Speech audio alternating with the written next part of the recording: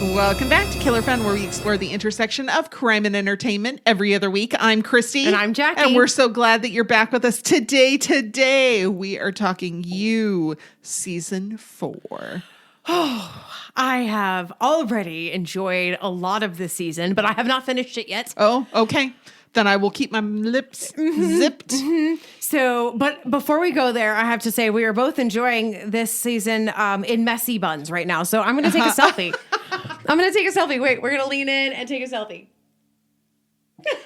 Because we have rockin' messy buns That's today. right. I did. Mine's like a faux mohawk I thing. love it. Isn't it fun? I saw it on like Instagram or something. I actually think I saw the same little thing. Yeah. And I'm in the love really with it. cute the chick who did it. And I'm like, oh, yes, I can do this. Yes, I love it. Yeah. All 'Cause right. I air fried about 1 million chicken wings today because it's Super Super Bowl Bowl. Sunday. And obviously, I have no predictions except the Chiefs will win. And then we're going to do this recording and then we're going to enjoy the heck out of the Super Bowl. That's right. That's right. So, yeah. So I had, while I was waiting for things to air fry, fun hair. Yeah. Yeah. Absolutely. You know. You got to look good when you're talking about Joe. Joe Penn Bagley is so darned attractive. Oh, beautiful.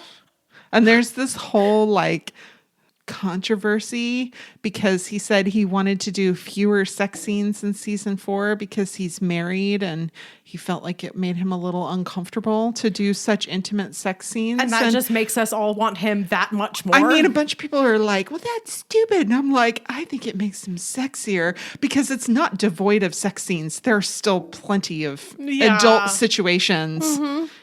In the first 5 episodes of the show. There's some pretty, I love his reaction to certain things he observes. And his reaction is so funny.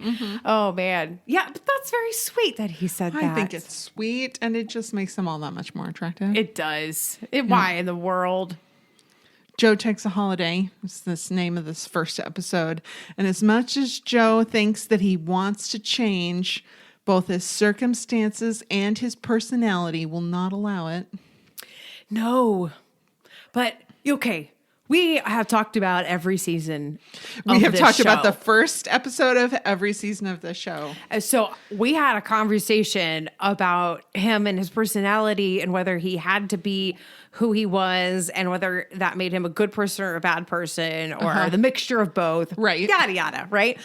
And so this season, this first episode, it sets it up to where this is exactly, once again, what we're dealing with. The inner monologue is letting us in on the internal fight to be a good person. Right. That he ultimately can show often, but somehow ends up in situations this season really less of his own doing in some ways, but not, I mean, less so.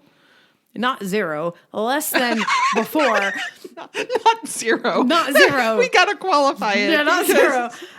Because, you know, I have never found myself in a position like Joe often finds himself in. No, it finds him. And obviously it's a result of many, many choices, building a life that has cast him into this certain place, you know, and his past, it continues to inform him. But the fight to be a good person or not, it's an interesting dilemma. It really is. Isn't it though? Well, let's talk about the cast. Oh, yes. We have some familiar faces. Of course, Penn Badgley. And I've been revisiting Gossip Girl. Yeah, you said where that. he was Stan Humphrey. And I think is actually quite a helpful revisit because the characters that he finds himself amongst aren't completely dissimilar from many of the characters in Gossip Girl because that's funny. It's all this like very elite, very privileged sort of situation. So that's been kind of fun. That is kind of funny. I didn't think about that, but you're right. Cause I've never seen. Oh my gosh. I When know, you're ready I to fall down a know. rabbit hole. I mean, it's such a soap opera. Okay, but I did finally start Game of Thrones. Oh, you did? I did. Oh, okay. I did finally. Okay. It's been long enough. I've forgotten enough. Uh-huh. Okay, I can go down this, and it's good. It's really good. It is good, right? It is good. Then we have Tati Gabrielle, who plays Marianne, Joe's obsession. He became obsessed with her in season 3. And now we see her in this first episode of season 4. She did a voice on the Disney show, The Owl House. My youngest really likes. Yeah. And she was also on Kaleidoscope, another Netflix hit. Oh, we just started that. Okay, so the woman that works at the security company, or she's a pretty relatively young Black woman who works at the security agency. Okay. Yeah, she is. That's her. That's her. She looks different. Wow. Yeah, I did not even, that was not even on my radar. Oh, okay. Yeah. Yeah. Then we have some new faces. We have Charlotte Richie, who's Kate.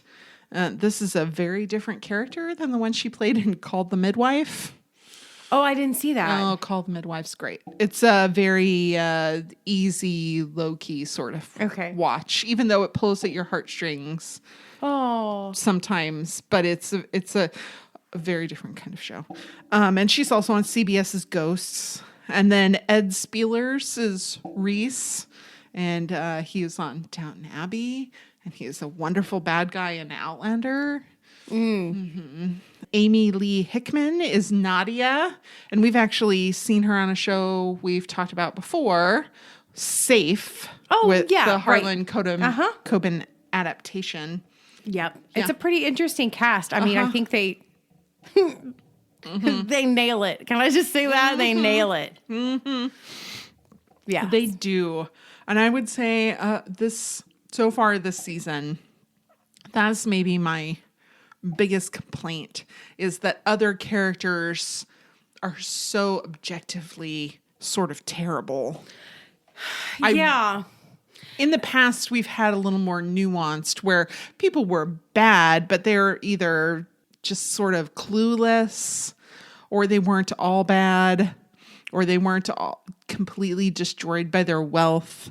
And in this case, it's a little bit difficult. You got to dig for that, Jim. The cast is a little flatter. It like is. It's more diverse and a lot of like racially diverse, right? But it's the characters are a little flatter. But there's a lot of them, so.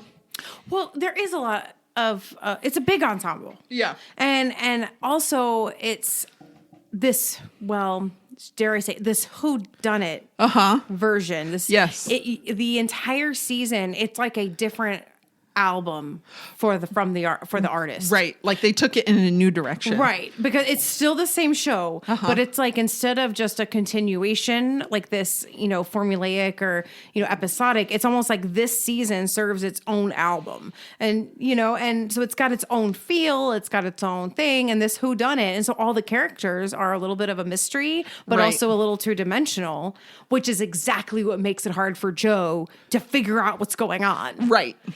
Because there just doesn't seem something to investigate. Yeah, they're just so shallow. And that he can't dive in. No diving, too shallow. I just love it. Yeah. All right, so shall we recap? Yes, recap this. So Joe, following the murder of his murderous wife, Love, and faking his own death, chases Madre Linda's librarian, Marianne, to Paris. And he believed that his devotion would have his new love forgive whatever it is she knows about him. Which she doesn't really know. Yeah. Right. He doesn't exactly know what she knows. He just knows she knows enough to run away. But he finds her in London finally, only to realize that, yes, she did love him once. She loves him no longer. Yeah. An unlikely ally helps Joe take on a whole new identity. Professor Jonathan Moore, literature instructor in London, and he finds himself reluctantly connected to a group of exceedingly wealthy 30-something professionals. They have no need to work or grow up, and they only pretend to do both. when one of these elite people ends up dead in Joe's apartment, Joe assumes that he made poor choices when he was blackout drunk. And while that tracks, Joe learns that he merely cleaned up after someone else. Joe has gone from predator to prey. It's nice. So filming locations, I'm only going to talk about a couple because some of the ones they talk about in this article from Pop Sugar are from later episodes, and we're only talking about the first episode. So Darcy College is where he's a professor, and it's actually filmed at the Royal Holloway, which is a part of the University of London. Okay. But it's not actually in downtown London. It's like a 40-minute train ride from the center of London. So it's like a satellite campus. Okay. But it's lovely. It's beautiful. Absolutely gorgeous. And then the library where Jonathan teaches his classes is in something called Lincoln's Inn.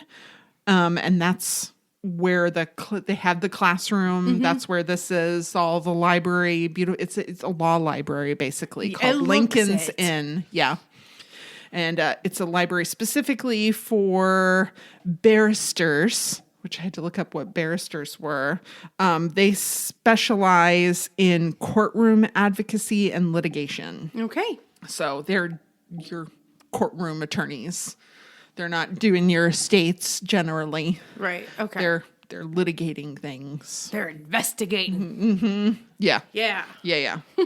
They're trying to find precedent in all those books. Find precedent, but also find ways to squash precedent, I'm sure. There you go. Exactly.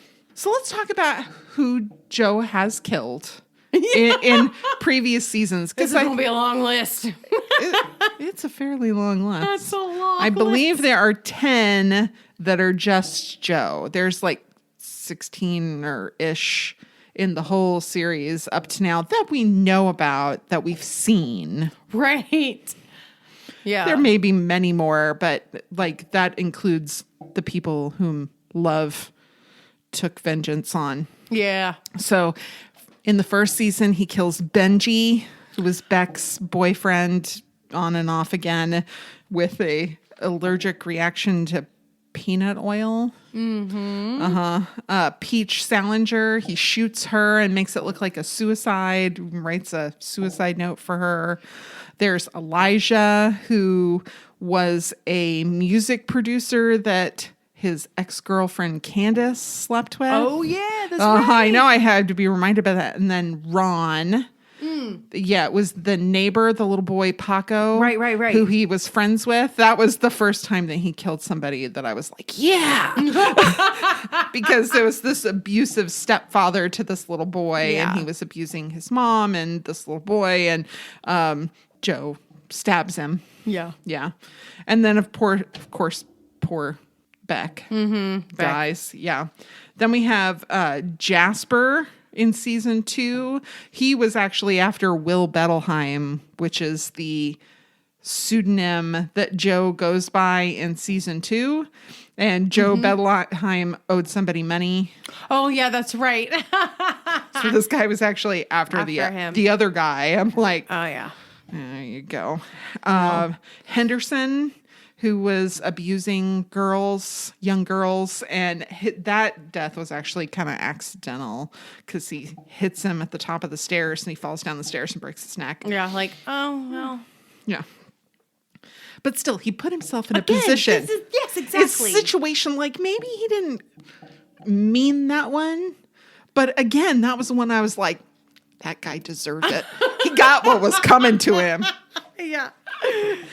His mom's boyfriend when he was a kid. Oh, yes. Whom he shot. Then there's season 3, Ryan, who was Marianne's ex. Yes. Who tried to take custody of their daughter. Children. Yeah. And ended up stabbing Ryan in the name of love, which is the whole... Marianne knows about that. Yeah. And she's not happy about it. She didn't want him to die. She didn't want to have to give custody over to her ex-husband. yes. But she didn't want him dead. No. And he thought he was doing it for her. Right. And then, of course, there's his ex-wife, Love. Well, Yeah. former wife, I guess, because they never got divorced. They never got divorced. He's a widow. Yeah. But also, It was she was trying to kill him. it was a kill or be killed situation. Yeah, so... Yeah. So, but interestingly, who hasn't died? Marianne. Yeah. And Tati Gabrielle has a theory as to why that is. Oh, interesting. She said that she thinks it's because she's not white that she is still alive. What? And here's why. This is a quote from her. Something that was very important to me from the jump was that Joe's previous obsessions were a bit more oblivious to certain things. And I wanted to make sure that with Marianne being a black woman and stepping into this world, that the traits that come innately with being a black woman still stood true. Interesting. Yeah, that she played it with this idea that she is paying a little bit more attention than all these rich white women had to pay. Mm-hmm. That's interesting. Mm-hmm. That's interesting. And I would agree with that and add that Love may be both the representation and exception to that rule. Mm-hmm. Because Love was a murderous psychopath. Yes. So for real. You know, if you're being observant and Love tells you that Joe killed your ex-husband, you might want to be like, murderous psychopath? Why are you lying to me? Right. So it's interesting because Love maybe breaks the mold. Sure. Which is what breaks Joe. Right. You know, and I also think that makes a lot of sense for Marianne's character. Mm-hmm. Like, that she is a little bit more healthy boundaries. Right. Yes. Yeah. Well, and she has the good sense to run. She does. She doesn't engage with the drama. Right. She gets out, you know. Well, because Beck saw signs that something was off with Joe. But she kept engaging. Yeah. She didn't run. She should have run. She should have run. But she kept engaging because, well, in those seasons, Joe was so suave, and what he did was play that perfect line between the perfect boyfriend, you know, the Hallmark character boyfriend that wins in the end, right, and psychopath. Right. And so, you know, it's like, oh, but he's such a good boyfriend. Do I really want to run? He knows my coffee order. You know, sure. Yeah. He kills people who are mean to me. You know, there's some like weird cultural hot mess going on there. Right. You know? But this season, he's different. That's true. He is different this season, which I think keeps it fun and fresh. And it's a little more on the ridiculous side. Even than past seasons. It is. I just love to see. It's still so much fun. It is, because I love to see how Penn and the directors who directing him are growing this Joe Goldberg character into something outside of his comfort zone. He's spending an entire season outside of his comfort zone, and he's not suave. Right. He's not suave. Surrounded by people with money who have had suaveness ingrained in them since the cradle. Yeah.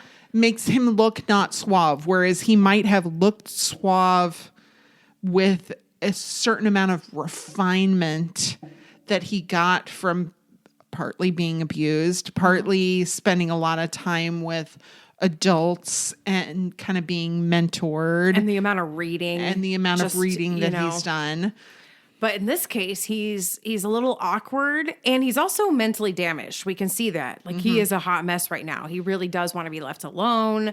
He doesn't care. Like, he's just not okay. Well, and he's pushing away against his instincts. He sees himself falling into old patterns and is actively pushing them away. Like, it's finally doing something healthy. Yeah. And it just makes him all awkward. So I love it how this season, the other characters in the scene, right, they catch him doing the stare when his inner monologue is going off, and they catch him and call him out on being awkward. And I love it because it's such a directorial genius idea to show how he's out of his comfort zone, that instead of looking smoldering and quiet, he looks socially awkward. Right. And other people are like, where'd you go? Yeah. Hello. Right here. And he's never been called out for that, really. It's fun. Yeah, it is fun. So let's talk about some signs of stalking. I shouldn't laugh, but this is killer fun, so I laugh. That's right. Because sometimes we laugh at awkward things. Yes, that's what we so, do. safehorizon.org says some of the things you should look for that you should be red flags and you should not dismiss, like so many of Joe's past relationships have done, is when someone seems to always be just around the corner. You're on your way to work, or you're out with friends, or they're always in your neighborhood near your house. That might be a sign that you need to keep a closer eye on this person. If you get unwanted phone calls at your home or your work or on your cell phone, even if they're hang-ups, they wait for you to answer, especially if they're hang-ups. I feel like especially. Maybe I'm wrong, but that feels even more. Yes. So if you find signs that someone has been in or near your home or your car or your workplace when you weren't there, so you're sure you locked your car and now it's unlocked, your bushes are messed up. Yeah. Those are pay attention. If you repeatedly receive items or messages from somebody and you've asked them to stop and they do not, this is a red flag. And if you find out they've been trying to get information from a third party about you. Ooh, yeah. So they've been talking to your family or your friends or your coworkers, and you find, somebody asked me about you and blah, blah, blah. And that keeps happening. Big red flag. Yeah. Yeah. Run. There is no set of steps that you can take to deal with this. It has to be an individualized approach. But suggested steps are, okay, if you are in immediate danger, call 911. Yes. Call emergency services right away. Alert others. If you feel like there's a situation that's uncomfortable, tell your family, your friends, somebody in the HR department at work, your coworkers, so that they know that you're concerned about something and who you're concerned about if you know who that is. Document every incident. This is a hard one. I think people probably easily skip, though. Right. And if they send you a message, anything like that, save it. If you get hang-up calls, document it. If you see them in public, document it. When, where, how long you saw them, all of this stuff. And the Stalking Prevention Awareness and Resource Center has a behavior log that you can download to make that easy to do. End all contact on your part. You can't stop them from contacting you, but you can stop from replying to them. Oh, yeah. Stop engaging even on social media, not the DMs. They friend you, they then unfriend you for some reason, then they friend you again over and over. Yeah. No. Nope. Stop that. Especially if you've told them already, I told you to leave me alone. Don't even say I told you to leave me alone. Leave me alone. Yeah. Block and report. Take their threats seriously. If they threaten you, this may be time to get the police involved. If they threaten themselves, they're going to harm themselves or commit suicide.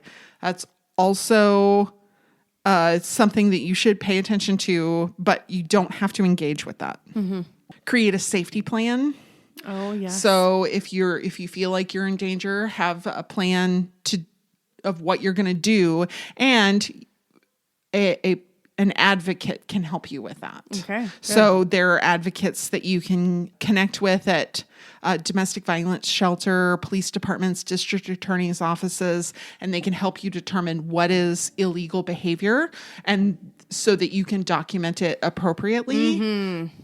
So those are resources that you can have. And if you have kids, you need to talk to them, unfortunately, about if somebody breaks into the house, this is where you should go to hide. This is how you contact emergency services or a trusted adult for assistance. So if you are being stalked and you need help finding your resources in your area, the Victim Connect Resource Center, you can call or text them at 1-855-4VICTIM, 1-855-482-2846, and they can help you find what services are available in your area. Good. Yeah. We'll be back after this quick break with Is It True? Psychology Break and Real Life. So here's how it works. Christy wrecks her search history. Hey, an essay. We promise it's nothing more nefarious than a podcast. To find out what's true, some of the psychological motivations behind the characters' actions, and real-life applications that relate to our topic. I have no idea what Christy decided to look up. Could be the same thing that captured my curiosity or something I never thought of. Is it true? So Joe says that his heart is in the right place. And I'm like, Joe, is your heart in the right place? Maybe anatomically it's in the right place. But even by the definition of the idiom. Okay, what is the... Okay. Okay, so... I guess I know what the idiom means. Uh-huh. But I've never researched it enough. Verbalized it even really? I would say it means something like, it means you had good intentions. Yeah, basically, yes. That you're well-intentioned even if you don't always do the right thing. Or your intentions were good even if the results were bad. Mm-hmm. I would say Joe thinks that about himself. But I would say his intentions are generally not good. They're selfish. Yeah. He's just selfish. It is often selfish because he's got so much mess to work home. Uh-huh. His cup doesn't floweth over. He's got to fill his own cup first. So even, I think his heart's, like small things you see it come through. Mm-hmm. Like, okay, right. Shoot, I'm going to have to get involved in this mugging that's happening. Uh-huh. And I don't want to. Right. But it's the right thing to do. And so he's having that internal, like, okay, I want to do the right thing because that's who I want to be. Right. So you see it in those kind of ways, but then other ways. The ways that he means it with the. Yes. Where he thinks Marianne is going to just forgive him. Right. Of whatever. Right. These are the things where you can see his love map is like a trash. Yeah. Yeah. Trash. Yes. His love map is trash. Yep. That's maybe my favorite thing that we're going to say all episode. The student Nadia calls the short story that Joe has them read, the story by Ted Chiang, Hell is the Absence of God. She calls it Pants. Yeah, okay, help me out. Okay. I had to, you know what I had to do? All right, listen, listeners. All right, because if you're going to watch this, there's a lot of accents. And if you're like me, sometimes, depending on your sound situation at home and your current state of focus, the accents can really throw you. So I had to put some headphones on. Oh, okay. I did. I had to put some headphones on. You know what? I always have the closed caption on if I'm watching something by myself. See, I'm not there yet. Oh, see, and I always have it on unless I'm watching with my family because they can't stand it. And I'm like, y'all need to just get over it and do some reading. One thing I hate about the modern kind of, what do you call it? Trend of mixing, sound mixing is this idea that the dialogue doesn't need to be pulled out from the rest of the sounds. Yes, it does. It is literally what's driving the majority of the story. I would like visual. To hear it. I know it's visual, but yes, we need to hear it. Mm-hmm. We need to hear it. Yeah. I just, please don't make us cover up your beautiful cinematography and your beautiful shots with closed captioning. Because you couldn't mix it well. Yes, pants is a real British term. Okay, help me. It was new slang in about 2008. Okay. It was newer, and it just means it's not good. Okay. It's bad. Oh, pants do suck. I love pants. I don't know where it came from, but I mean, I don't know. So Joe feels drawn to Kate in an upsetting way, and he likens it to when a cat senses that someone's allergic and they go jump on their lap. His inner monologue is so funny.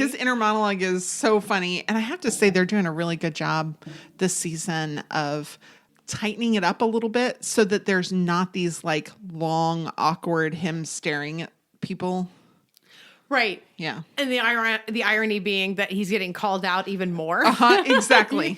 Exactly. But yeah, that is so funny. The cat like knows you're allergic and sits on you. It's true. So it seems true, but Animal Behavioral Associates, there are a couple of veterinarians there who tackled this subject. All right. And they said it's popular to believe that cats like people who are allergic to them more often, but there is no evidence to say that they specifically pick people who are allergic to them. But it's actually sort of a psychological problem. Okay. That people who are allergic to cats tend to avoid them and not engage with them.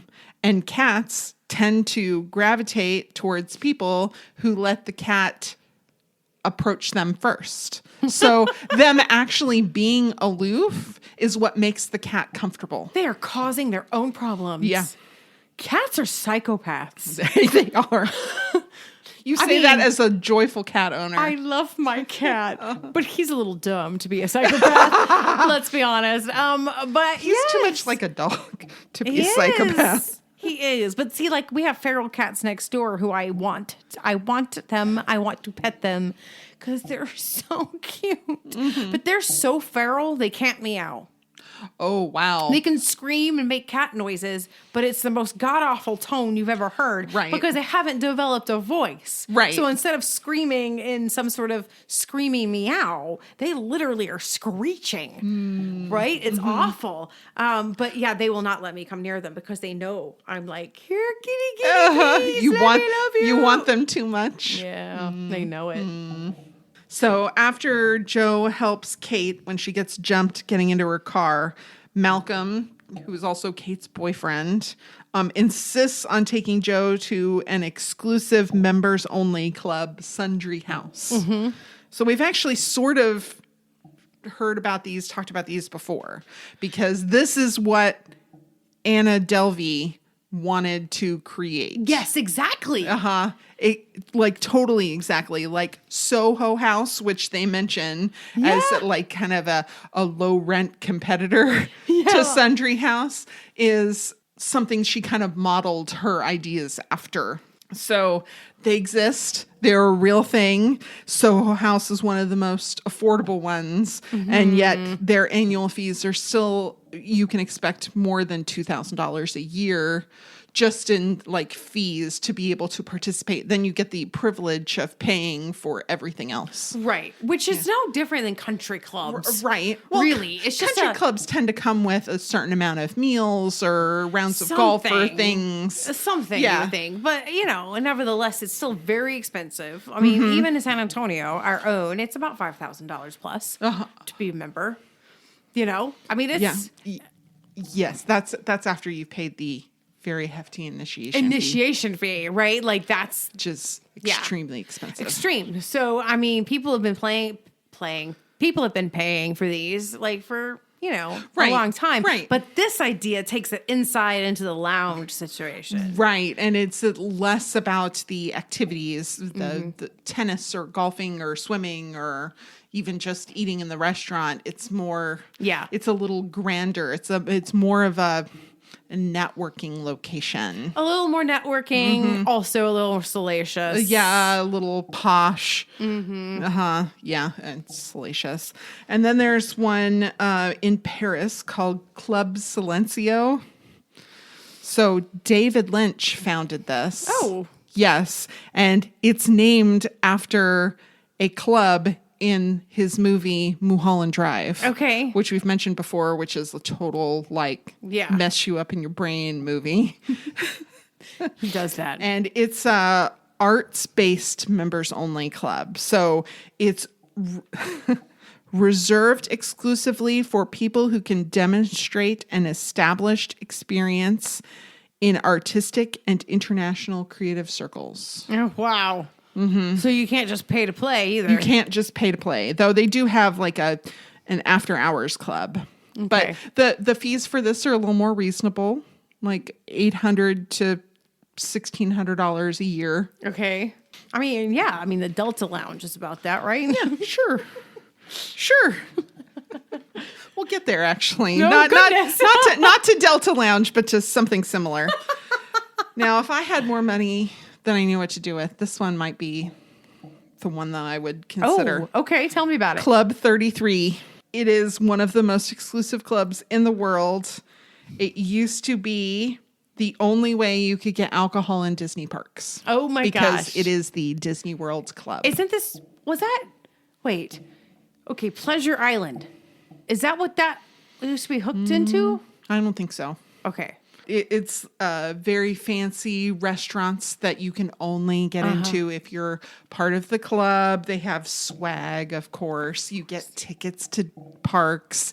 You get the included whatever fast pass thing of the day is. Yeah. And VIP tours and things like that. Those are included with your membership. Now, the membership is very expensive. It's a $25,000 initiation fee and $10,000 a year in dues. What? Yes. What? Yes. My brain hurts. I know. And that's per person. So if you wanted to have a couple, you would both have to do it. And you can't just like pay the money and be a part of it. You have to apply in writing, and there's a waiting list of up to 10 years before you get your spot. Oh my gosh. Limited number of memberships, and you have to wait for somebody to relinquish their membership or die. Wow. Disney. What's up, Disney? I have seen stuff about this. It is fabulous. Wow. I had no idea this existed. There's the Core Club, which is extremely elite. They have locations in New York, San Francisco, and Milan. And people like Starbucks CEO Howard Schultz, former President Bill Clinton. These are people who are members, and they deliberately keep their information about the organization pretty private. It's very... we don't know what other than what people have leaked, but they do have things like in-house lectures and things like that with high profile people. So that's kind of a perk, but you have to be handpicked, and it's a $50,000 initiation fee and $15,000 annually to participate. Then there's PS, which is in the Los Angeles airport. Oh, hey, there it is. there it is. So you said the Delta Lounge. Yes, it's basically like a private terminal and concierge service that isn't tied to what airline you're flying, but they do have a special TSA for you. Oh. So that you don't have to wade through the lines, and you get a private shuttle to your airplane, so you don't have to wait with the rabble. Jeez. And they do have packages where you can spend about $700 and have access to their lounge and things like that. But you don't have to. You can pay for the service individually, but it's only in the Los Angeles airport. Oh. Well, that ought to be in the Atlanta airport. That's where everybody has to go.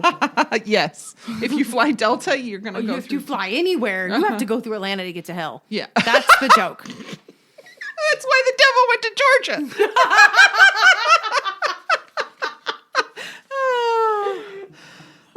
And then there's one called 39 Monte Carlo, which is in Monaco, and it's kind of a sports and leisure club. It's it's a fancy gym, basically. Okay. And there used to be one in San Antonio. I can't remember what it's called now, but I had knew somebody who paid a large fee especially for the late 90s, for somebody who didn't make a lot of money to go to this like special arts and leisure or athletic sports and leisure sort of club where there was a dress code. And this has that. You have to look effortlessly chic. That's their dress code. So you can expect to pay about $5,000 a year for the privilege of working out there. But, that's a lot. Yeah. Ooh, okay. But some personal trainings included. Whoa, nice. Yeah. I'd definitely rather be a part of one of the other ones. I mean, for real. Are they going to serve me champagne at Yeah. the Sports and Leisure Club? Probably not. Not so much. Some kind of health drink with protein in it right. that they bought at Something, Costco. something green juice or some baloney. So at the end of the episode, the murderer who tried to frame Joe, Okay, yes. who obviously had no idea what they were getting into. Oh, you say obviously. That's interesting. Oh, I don't think they had any idea who they were. I think they saw him as not a part of the group, wanted to kill the person, and But it was an easy out to frame. it was like easy to frame this one, and yeah, not so much. But he gets contacted by this murderer. Yes, he does. Through an app called Evanescence. Evanescence, which I was like, oh, that is perfectly pretentious and also really corny. That's right. So Netflix Life answers the question, was it real? No. No. It is not. It was made up by the writers of the show. It's basically Snapchat. Snapchat. Yes, it's basically Snapchat, but supposedly like the elite wouldn't use Snapchat. They would have something fancier. Right. Yeah. But it also is like, it's like Snapchat meets WhatsApp. You know, like it's Right. super encrypted and private, but also like disappears. And, Right. You know, whatever. Yes. Because you can't, I don't know. Some apps can turn off screenshotting. So, you know, Right. you can't screenshot it. Right. I don't know, but it's not real. So It's not real. You can't have it. So, unless you make it. So, good luck to you. That's right. Don't do that. Look, we just had a show that shows us how it can be misused. Don't make it. It's a bad idea. It is a And bad you know idea. what? It lives somewhere, It does. Yeah. even if it disappears. It does live somewhere. Always lives somewhere. All of the sources that we use to inform our discussion here on Killer Fun Podcast can be found on our social media. Join us on Facebook at Killer Fun Podcast, exploring the intersection of crime and entertainment. You can find us on Twitter at Killer Fun Pod, or you can send us an email at killerfunpodcast@gmail.com, and I'd be happy to share a link to whatever information you're looking for. We love to hear from you. You might learn a little something too. All right, so psychology break. Hit me. What do you got? So the opening has Joe being pretty honest with us about what he thinks about himself, Yeah. right? Yeah. It may not be true, but he's being honest about what he thinks about himself. So he quotes Emily Dickinson. The heart wants what the heart wants. And I love how he phrases this. He calls her a queer poet, which she was, and he calls himself a problematic man. But he doesn't say Emily Dickinson. He just calls her a problematic man appropriates a queer poet and says the heart wants what the heart wants. He does never say it's Emily Dickinson, but it is Emily Dickinson. He doesn't say it? Nope. I can't remember. He does Okay. not. I watched it twice to make sure. So wait, what does he say again? The heart wants what it wants. He just quotes it, right? Okay. Right. Yes.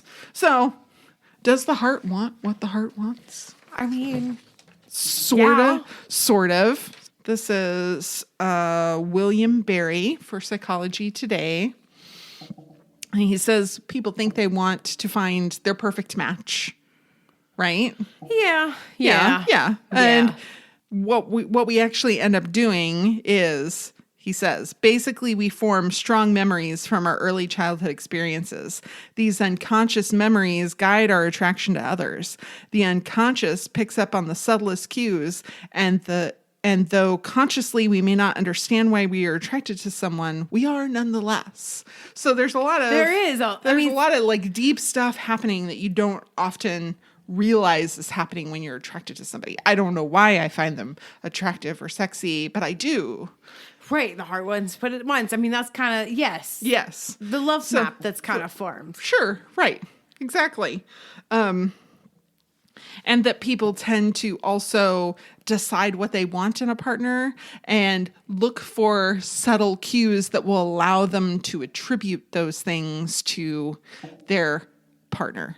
Yeah, this is this can be problematic. It can. Speaking of, he knows my coffee order. Yeah. Okay, so that is a thoughtful thing that we can attribute to he's thoughtful. Right. But he was going to get coffee anyway. It's thoughtful that he thought of you, but just that doesn't really make him a thoughtful person. Well, it could make him a stalker. I mean, that's the problem. I mean, right? Like, he knows my coffee order. We'd like to be seen. People want to be seen. They want to be known. The problem with these checklists about who you want, I mean, you should have standards. Right. But sometimes those checklists get a little difficult, or I should say, well, they're difficult to fulfill because they are so specific. Right. And so, then that's when we start trying to fit the evidence to meet the theory. That's right. Yeah, we're trying to fit the person into our standards because our standards are impossible to meet. If he knows my coffee order, then he must be thoughtful. Maybe not a huge jump. Okay. But because he's thoughtful, that means he'll make a good partner. Not so much. Right. Exactly. Not necessarily. And not because he's a bad person even. He might be a great person and you are a terrible match for each other. Or he might be very thoughtful in very manipulative ways. There you go. So, yeah. So those small detailed kind of ones are the problems. It's the values. Values. Focus on value. Values are better. Yes. That is better. And then the last thing that I wanted to talk about was that we tend to ignore what's called the bargaining process. So we don't even realize that we're doing it. It's an internal thing. And it's saying, I have XYZ to offer, and this other person has XYZ to offer, and they're complementary to one another. We don't even realize that we're doing that. Like, well, to be cliche about it, he has a lot of money. I can overlook that he's bald. Right. If you're not attracted to bald men. Some people are, and that's also fine. But, I can overlook this perceived physical flaw because he has this other thing that makes, or, he can say, well, she doesn't have any money and she doesn't have a good job, but she sure is pretty. Right. I mean, it's the pro-con list. Right. This is how Ross got in trouble with Rachel. Right. Be careful with and these. they just did it overtly. Most of us don't even realize that we're making these. And that's what made the episode so freaking funny, right? Like, because he ends up saying this thing, just a waitress, and like he was bargaining. Like, Ross didn't know why he really just wanted Rachel that badly. Yep. And interesting, at the end of that little scene, it was like, okay, well, what's wrong with Emily? Right? No, is it Emily or was it who was it? It was Julie. Julie. What's wrong with Julie? And he says, she's not Rachel. And he misspells it as Rachel. I know. And then it was ridiculous. But that's, writers have a tendency to take what we do unconsciously and bring really, it to the surface. Yeah. That was a good explanation of that. So fair. So also in those opening lines, Joe says that love is a reason for being. Now, he, of course, means this consuming, romantic, burning sort of passion love. that he is very good at. Yes. But if he were less specific, he might be right. Well, that's true. We happen to know. But yes, of course, his love is also very toxic and obsessive and gets people killed. Right. Exactly. Satisfied but killed. It's not good. No. But Dr. Richard Gunderman has an article in Psychology Today about how, yes, love can be like a reason for being, as mercurial as the meaning of life can be. Yeah. It can be a meaning of life, but really only if you're living it as a way of life and not so much a proposition that you're giving to another person. Right. It's a value. Right. Exactly. Socrates talked about this. Love at its best is the longing for something beyond and above ourselves, the pursuit of which can bring out the best in us. Yeah. And then Jesus in the Gospel of John tells his followers, love one another as I have loved you. That's not a romantic love. Neither one of those things are romantic love. They are love of your fellow man in ways that make you better, kinder, more thoughtful, more whatever, genuine. All right. So when Reese and Joe chat in Sundry House about Reese's memoir, Reese says that when you grow up poor and come into money, sometimes you might still feel like you don't have money. And this is a scarcity mindset. Yes. Yes. Yeah, he was talking about that quite perfectly. Yes. And Forbes has some suggestions about how to move away from a scarcity mindset. Now, it's going to maybe sound a little like toxic positivity. I'm going to Yeah, warn you. it can It can, sometimes. yes. But it is important, and it's not just about money.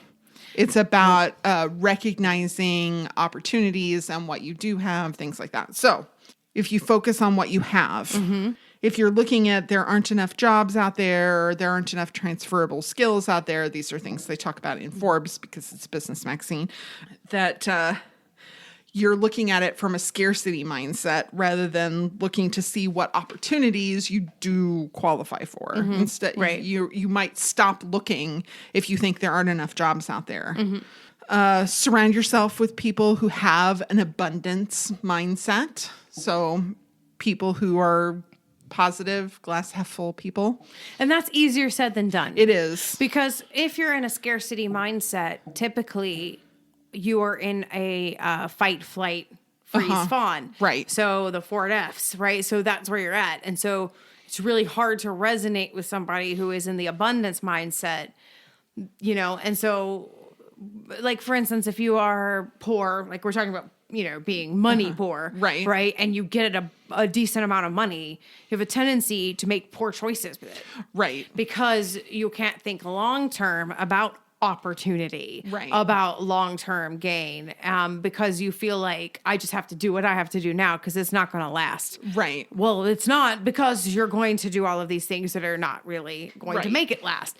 You know, take care of what you got to take care of, but it seems ridiculous to think about saving for the future when you're like, it's so little. It's not like I was given $1 million. I was given $50 this week. Right. Okay.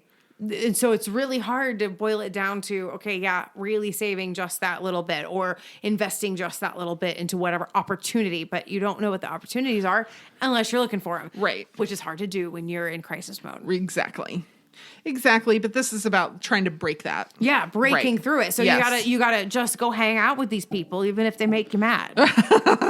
It's harder said than done, but it can be done. Just go listen. Right. So also create win-win situations. So when you come from a scarcity mindset, you think when one person wins, somebody else has to lose. Yes, that's a big one. And you're not playing Monopoly. Yeah. You know, think of it as I'm going to do this nice thing for somebody and I get this out of it. Or this person's going to do this nice thing for me. I'm going to let them do it because it brings them joy. Understand what their win is. Yeah. Incorporate gratitude into your daily life. Basically, expressing gratitude has mental and physical improvements in your well-being. So it's a worthwhile thing to kind of count your blessings. To say. It is. And Yeah. it helps you move from crisis mode. It also helps you realize if you are in crisis mode, you need to do something. Right. Because a lot of us live in that crisis mode, but there's not actually a crisis going on. Right. Yeah. And so if you can practice gratitude and practice, you know, looking at what you do have, what it can do is say, no, I'm really in crisis mode. Those red flags really do mean something. Right. Now it's time to do something about it. Right. Let's get out of freeze or fawn and start fighting or getting the heck out of there, Right. fighting, right? Yeah. Or to make you realize, you know what, I'm not really in crisis mode. And, you know, and on a mental health level, that crisis mode might be realizing I'm not okay. I need therapy. Right. And going Yes. ahead and making that call and giving yourself a little grace For sure. for that, right? But also noting that like maybe you're not in crisis mode and you're just it's a habit you have. Learn, okay, now I need to learn how to go meditate and relax. That's interesting. It's a crisis. Scarcity is a habit. Oh yeah, Ooh, that's scarcity. interesting. People who get out of actual scarcity, it's difficult to break it. Right. Yeah, you're sure that your love map is trash. You're So right. you're sure the other shoe is going to drop because that's what you deserve, or the universe hates you, or you're cursed, or whatever it is. And then their final suggestion is to train your mind to recognize possibilities. Yes. I think you've done a really good job of this. You tend to you say that like you don't believe it. I But don't. Wow, I'm thank you. here to tell you that you can look at a situation. It's rare that I get together with you and you don't say, I had an idea. Even if it's not something that you're going to follow through with, if it's just like a thought exercise that you were doing, you've kind of recognized the possibility of it. Oh, thank you. So I think appreciate that's really great. And it's the more options you have and the more choices you have, you actually do have them sometimes when you don't realize that you do. That's true. So, all right, stuff. Real life. Ooh, I can't wait. Oh, I'm so excited. Let me get myself ready because, all right, real life. I'm so excited about this section. I don't know why, because there's just stuff to dig into right now. And so hit me. All right. So is Joe a serial killer? Some people might say he's not because he's not ritualistic. That is so interesting. I mean, that's a great question. Is he or is he not? I think that he is. I think he is because there's at least more than one person that he's... He always frames it to himself like he doesn't have a choice, but he does always have a choice, and he often chooses violence, which, sometimes I can respect. Sometimes I can respect. Some days I want to choose violence. Oh, man. I don't, typically. You don't. Typically, yeah. No, really, you're good at this. This is not just typically. This is like a 99.99999% situation. Okay. I mean, I don't know what you might be violent towards, but it's not humans. So right. Sure. There you go. But they did a study. Now, this is a little old, August of 2010, but it's still germane. Now, these were all had a sexual component to the serial killing. Okay. But there's not a lot of data because there aren't really a lot of serial killers that we have caught and studied. So we work with the information that we have. Yeah. 97% of the killers that they observed as part of the study, the information about them, did have some sort of ritualistic aspect to at least 2 of their kills. Okay. But only 14% engaged in the same ritualistic behavior for every single one of their victims. So really a small part. And what they found, really, it changed over time. Okay. That as they killed more people, it changed over time. The rituals didn't happen every single time. And if they did have a ritualistic component every single time, it wasn't the same. Yeah. And that's important to know because even though 2 crime scenes aren't identical to one another as far as the ritualistic stuff, doesn't mean you're dealing with more than one killer. Right. That's interesting, right? So I think that it's not certain that just because he didn't have a ritualistic aspect to it doesn't make him not a serial killer. Yeah. I mean, my thought was, okay, sure. There was a decent amount in there that was self-defense. Sure. Because he got himself into stupid situations. Right.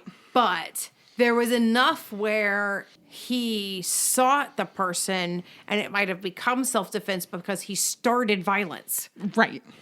He started something of a capture. Right. Or something like that. His and at ritual that point, is putting himself in positions where he had no other choice. Yeah, because he sought them out and captured them in some way. Right. Whether it was a literal cage or not. Right. So Scientific American has 5 myths about serial killers. So let's see if Joe supports these myths or debunks them. Okay, all right. Okay. So myth number 1, all serial killers are men. Nah. Not a chance. No. But he does support that myth. He does. Even though it's not. It really is a myth. So this is interesting. Approximately 17% of all serial homicides in the U.S. are committed by women. Interestingly, only 10% of total murders in the U.S. are committed by women. Therefore, relative to men, women represent a larger percentage of serial murderers than all other homicide cases in the U.S. Interesting. Yeah. The female feline. Yep. So all serial killers are Caucasian? No. That is not true, though Joe is Caucasian. They tend to span all ethnic and racial groups within the U.S. And we tend to think of them only as white men because those are the ones who become cultural icons. Right, because because nobody else is fawning after the other ones. I mean, and the biggest ones when we first realized these things exist and we went after them. Right. They were white men, and so right. So we're stuck in our past information. Yeah. Yeah. All serial killers are isolated and dysfunctional loners. Oh no, BTK, hello. Yeah, exactly. So that is a myth, and I would say maybe a myth that Joe kind of debunks because he does seem to. He has relationships. He can be a loner at times, but he's not so much of a loner. He ends up with fairly substantial groups of people that he interacts with. Yeah, like a lot. Right. And he seems well liked. And typically he's pretty suave about it. Right. Until this season. Right. All serial murderers travel to kill. Not true. Some of them are not. Not true at all. And I would say Joe also debunks this particular myth because he tends to kill where he eats. Yeah, that he decides to eat based on where he wants to capture and kill a lot of times. Like he kind of decides who his victim is and then makes a whole home there. Right. I Exactly. mean, really until last season was the first time he truly, truly fell in and realized he liked somebody. That he hadn't noticed and then settled down next to. Exactly. So, yeah, they tend to kill where they're most comfortable, and that is near where they live, unless they are people who move frequently for reasons. Right.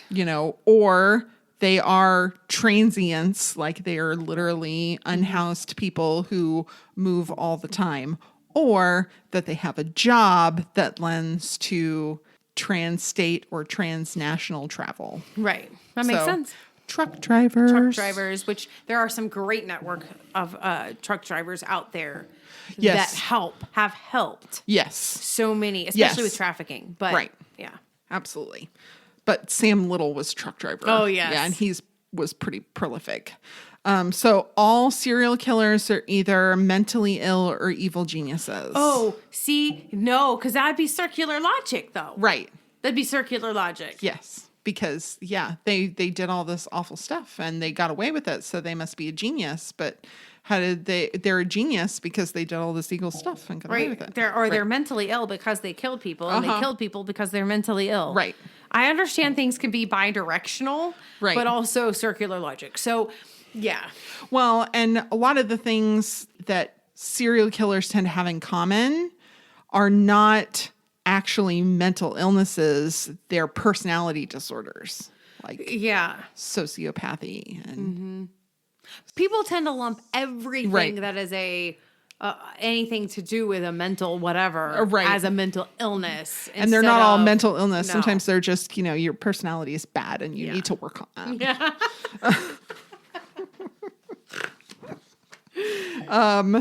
But it really is like a Hollywood invention that they're all these geniuses that when they have captured serial killers, they do things like intelligence tests, IQ tests, and they're basically normal mostly. And then they follow the normal bell curve of some of them are closer to the bottom of average and some of them are closer to top of average, but very few of them are at the extremes, just like any other part of the population. Yep. So Joe spies on Malcolm and Kate in their apartment because he can see into it. And he says, the best way to stay out of people's business is to know what that business is. I'm like, that is some rationale, some justifying going on. And also, I do not understand the layout of their apartment complex. Okay, did you have trouble with that too? It was very rear window. I was like, okay, fine. You all face each other. Fine. But then when you enter it's through all it, and then you go, and then you're across. And I just didn't understand the layout of their apartment complex. So if the show would gladly just release some plans of how they envision that, Just suspend your disbelief. drives me crazy though, because I'm visual like that, I it's just like understand. I'm like whatever. Yeah. See, and I'm just like, that's dumb. He wouldn't be able to see into their apartment, but I just kind of let it go. Yeah. I need to let it go. It's a soap opera. I need to let it go. All right. So Forbes disagrees with Joe's assertion. Oh, They 7 tips for minding your own business. You know great. what's not on this list? Learn their business so you can try and ignore it. Yeah, that's not on this list. That's not one of the 7. That's one of those like his Frank Marcus trash situations. There you go. No one asked for my advice is a question you should ask yourself. Yeah. I don't know the whole story. This doesn't affect me. Just because it makes me happy doesn't make it mean it will make someone else happy. Don't gossip. I'm on someone else's turf. You're in their house. Maybe just mind your business. Mind your business. And then find explanations in charity. Which, I like that one. Yeah, Occam's razor.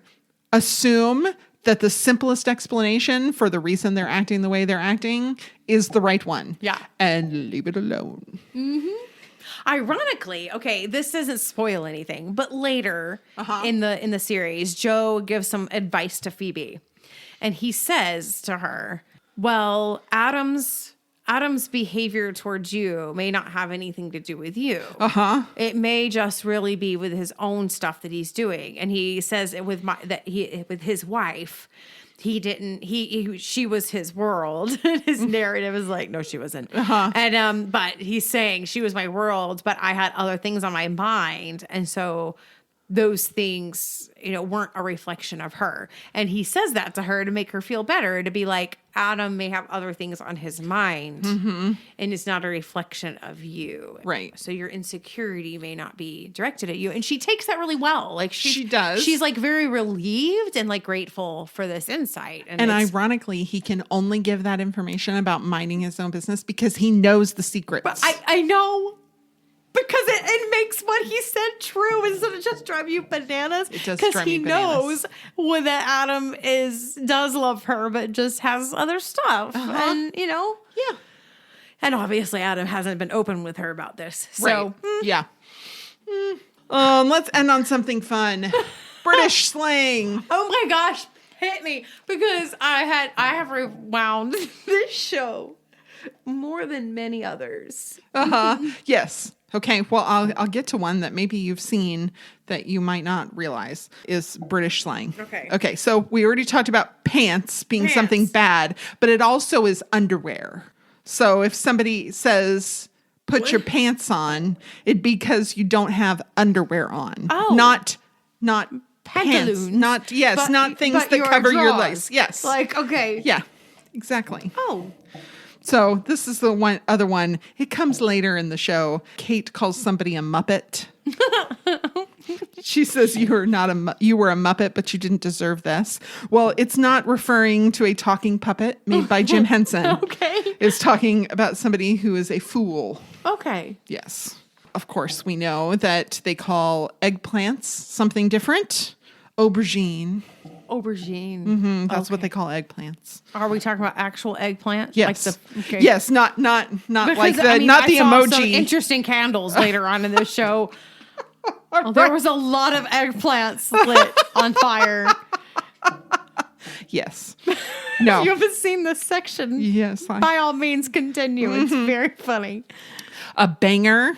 Oh, yes. Which is sausage. Okay, But yes. it can also just mean really anything good. Yeah. Yeah. That's migrated over here. Yeah. Yes. It's jumped the pond. Right. And then grass.